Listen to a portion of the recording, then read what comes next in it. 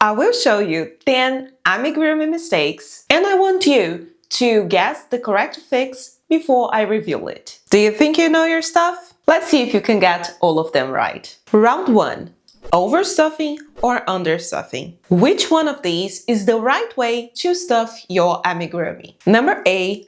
Pack as much stuffing as possible, the bigger the better. Use one big chunk of stuffing to save time, or add small pieces of stuffing gradually and do the squeeze test.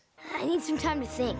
For round 1, letter C is the correct choice. If your amigurumi is rock solid, you overstuffed it. But if it flops like a sad pancake, you need more stuffing. Round 2. Tension trouble. Which of these is not a good way to fix your crochet tension issues? A. Relax your grip so the crochet hook moves smoothly. B. Hold your crochet hook like a death grip and never let it go. Or C. Adjust the crochet hook size to match your crochet tension. Can you give me a minute? Well, if you said letter B is the wrong one, then this is the right answer. Tension must be consistent, not a wrestling match. We need to keep it relaxed in a way that it doesn't hurt our wrists, our thumbs, our shoulders, but not so relaxed that we have huge gaps between stitches. And of course, I cannot tell you all the time the best crochet hook size for every yarn. What I usually do here in my videos, I tell you the crochet hook that I work. So you can give it a try, but maybe the one that is good for me is not the perfect size for your crochet tension. So that's why you have to really experiment this yourself. Round 3, the crooked eye disaster. What is the best way to make sure that the eyes in your amigurumi are even? Just eyeball it, like what wrong could happen? Place the eyes before stuffing and count the stitches and rounds to make sure about their placement. Or letter C, stuff the head and do it later. Let's hope for the best. Well, I think this was an easy one. Of course, the correct answer is letter B. That's a very tiny step and it looks so simple, but I know lots of people commit this mistake. So that's why I wanted to also put this issue here in our amigurumi quiz. I mean, count your rounds. Mark the rounds that the pattern is telling you to attach the safety eyes before actually creating the gap and inserting the safety eyes with the washers. Because after you finish everything and you realize that the amigurumi is a bit crooked, one is in one round and the other one is in the round below it, there is no easy way to fix it unless you frog, half of your project. And this is not cool. Round 4, yarn ends. How should you secure the yarn ends so they don't unravel in your amigurumi? Letter A, just cut them short, no one will notice. Letter B, tie an invisible knot and put the remaining thread inside the amigurumi. Or letter C, tie a single knot and hope for the best.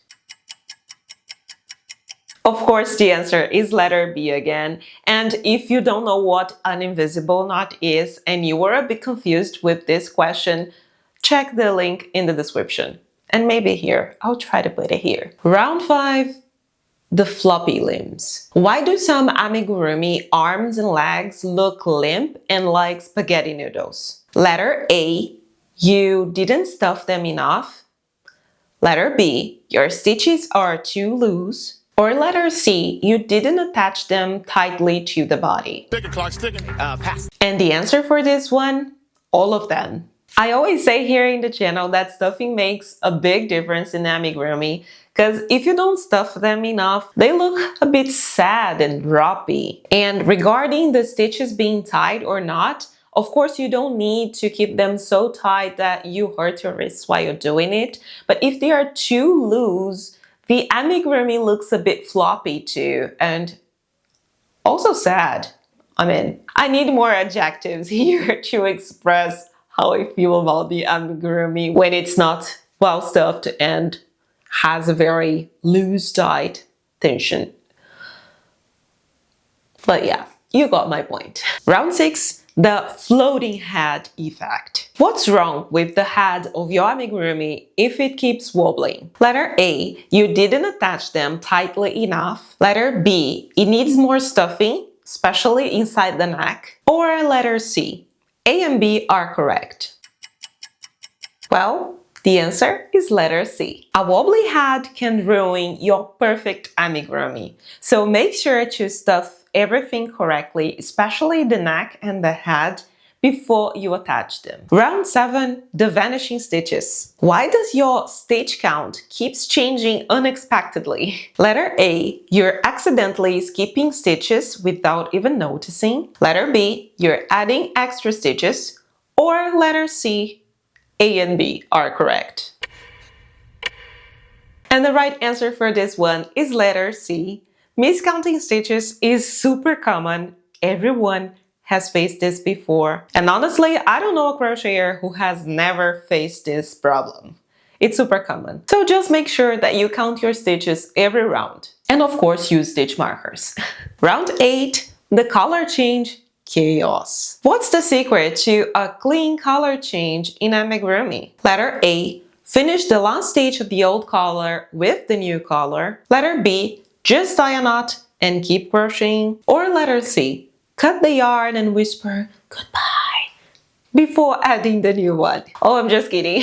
I'm sorry for the stupid joke, but the answer is letter A, of course. And there are many different ways to make color changes. I am not saying that this is the best one or the only one. There are many different ways of making color changes. I have one video here in the channel where I teach 3 different techniques to color change. In case this is something that you want to learn, I'll leave the link in the description, also here, so you can check it later.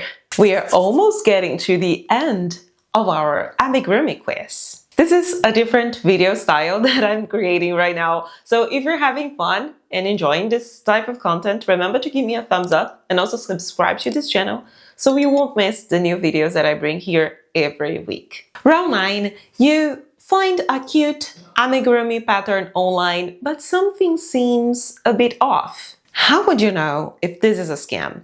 Letter A, the pattern has weird wordy instructions and the image qualities are really low. Letter B, the images are ultra realistic, but no actual crochet is being shown, like short videos, for example. Or letter C, you enter the shop and every pattern has a complete different style, photo, and yarn type. It looks like the shop has at least 20 crocheters working on it. And the answer is, all the alternatives are right. But something that I have to say here is that there is one video that I talk about AI scams and AI pattern sellers. And there is one thing, this video has almost 1 year or more than a year. There is something that I said in this video and I do not recommend anymore, which is check the feedback. For example, on Etsy, check customers' feedback. And why do I tell you that this is not the most reliable source anymore? I used to see in those AI fake stores that most of the feedback were bad, but I am really sad to say that whenever I see AI on Etsy, for example, I check the feedback and there are some good feedbacks there. And I don't know if this person really doesn't know that it's a scam, or if they know but they don't care that it's hurting real artists or not. Because what those scammers, they do, for example, I have a pattern for this mini ghost. And instead of showing the actual photo, they put an AI photo of the ghost. And when the person purchases, it's not that amigurumi pattern, is actually my ghost. So the pattern is good, you know, and the feedback is regarding this pattern and not the one that is being advertised in the photo. So this is really bad.